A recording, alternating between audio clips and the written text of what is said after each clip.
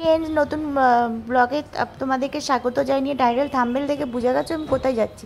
আমি যাচ্ছি এখন বৈশাখী মেলাতে। সোমবার দিন আমি মেলায় গেছিলাম, দেখতে থাকো, সঙ্গে থাকো। দেখো আমি মেলায় ঢুকে যাচ্ছি। মেলাতে প্রচণ্ড ভিড় ছিল, প্রচণ্ড। তাও আমরা ভিড় ঠেলে ঠেলে ঢুকছি। দেখো মেলার টিকিট কিন্তু মাত্র 10 টাকা করে।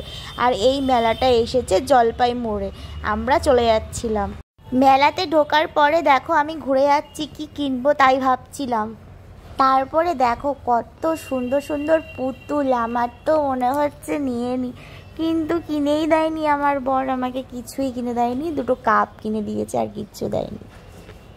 দেখো এখানে বাচ্চাদের জন্য কত কিছু। আর আমাকে বলছে আমার বর, চলো ফুচকা খাই, চলো নাগরদোলনায় উঠি। আমি নাগরদোলনায় একদম উঠতে পারি না, একদমই না।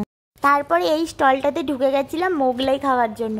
দেখি মোগলাইটা কেমন খেতে হয়। দেখো দুজনে বসে আছি, এখনও মোগলাই দিচ্ছেই না আমাদের। বসেই আছি। তারপরে অ্যাট লাস্ট আমাদের মোগলাই আর চাট চলে আসলো। চাটটা ভালো ছিল না, আর মোগলাইটা যথেষ্ট ভালো ছিল। তাও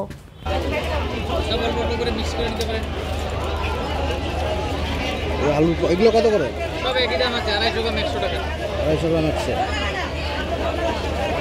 ওটা আলু না? আলু। আলু। তারপরে দেখো আমি কাপের দোকানে চলে এসেছি। কোন কাপটা নিই দেখতে থাকো। আর এক একটা কাপের সেট বলছে 50 টাকা, 60 টাকার। এই কাপটা আমি কিন্তু নিয়ে নিয়েছিলাম। এই কাপটার পড়েছিল 70 টাকা। দেখো কোন কাপ। তারপরে কাপ নেওয়ার পরে চলে যাচ্ছিলাম বাড়ি। আর ভালো লাগছে না মেলাতে, এত গরম পড়েছে না শিলিগুড়িতে। আর ভালো লাগছিল না, মেলাতেও গরম লাগছে। তাই বরকে বলছি চলো বাড়ি চলো, আর ভালো লাগছে। তারপরে কি ওখানে অটো করে চলে যাচ্ছি মার্কেট। কারণ মার্কেটে একটু আমার দরকার ছিল, তাই আমি মার্কেটে চলে যাচ্ছি। মার্কেট থেকে বাড়ি চলে যাবো, আর ভালো লাগছে না। তারপরে কিন্তু আমি বাড়ি চলে এসেছি ঘেমে। এত গরম শিলিগুড়িতে, আর ভালো লাগছিল না। তাই মেলা থেকে আর মেলা চলে আসলাম। তো ভিডিওটা ভালো লাগলে লাইক, কমেন্ট, সাবস্ক্রাইবার করে দিও প্লিজ। Bye bye bye.